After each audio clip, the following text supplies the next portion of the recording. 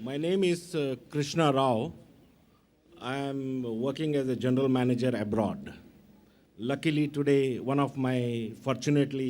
come here with one of my friend who has brought me here today.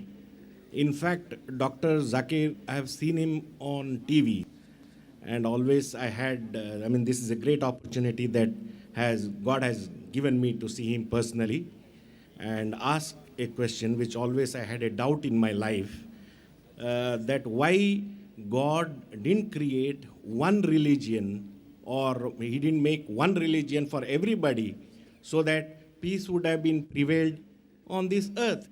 He knew it, or he never knew about it, that these are the problems which are going to be faced. Brother asked a very good question, very important question. Why did not God create only one religion? Why did he create all the different religions so there would be no confusion, no fighting? And I agree with him, it's a very good question.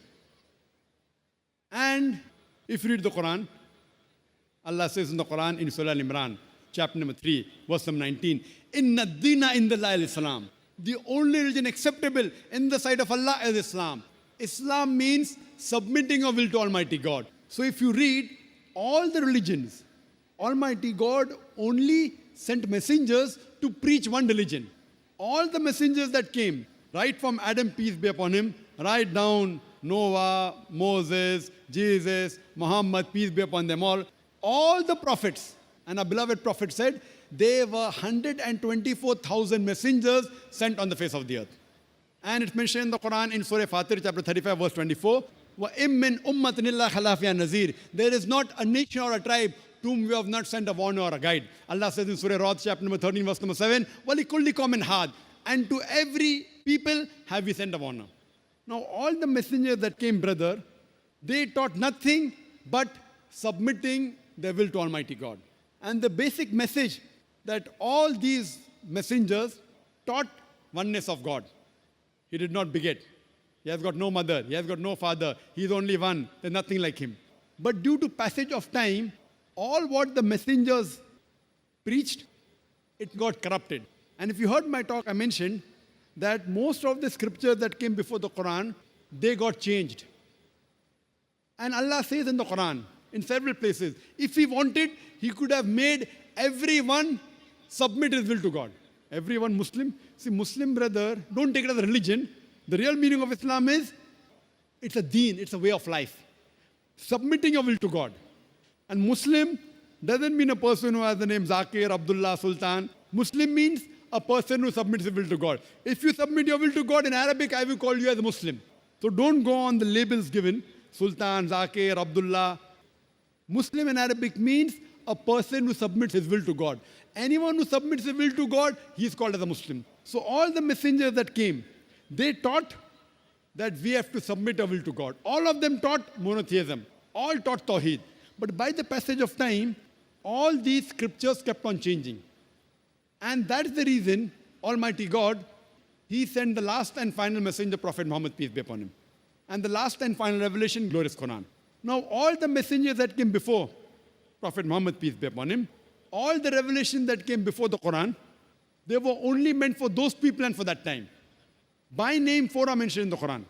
Torah, Zabur, Injil, and the Quran. Torah is the Wahi, the revelation which was given to Moses, peace be upon him. Zabur is the Wahi, the revelation given to David, peace be upon him. Injil is the Wahi, the revelation given to Jesus Christ, peace be upon him. And Quran is the last and final revelation given to the last and final messenger, Prophet Muhammad, peace be upon him. But Quran also says in Surah Ra'd, chapter number 13, verse number 38, it says, لِكُلِّ أَجْلٍ kitab. In every age have we sent a revelation. There were several revelations sent down. But all the revelation that came before the Quran and all the messengers that came before Prophet Muhammad, they were sent only for those people and for that time. That's the reason Almighty God did not think it fit to preserve it. But since Quran is the last and final revelation, not only sent for the Muslims or the Arabs, it is sent for the whole of humanity. And Prophet Muhammad, he is not sent only for the Muslims or the Arabs, he has been sent for the whole of humanity. That is the reason he has been prophesied in all the major world religious scriptures.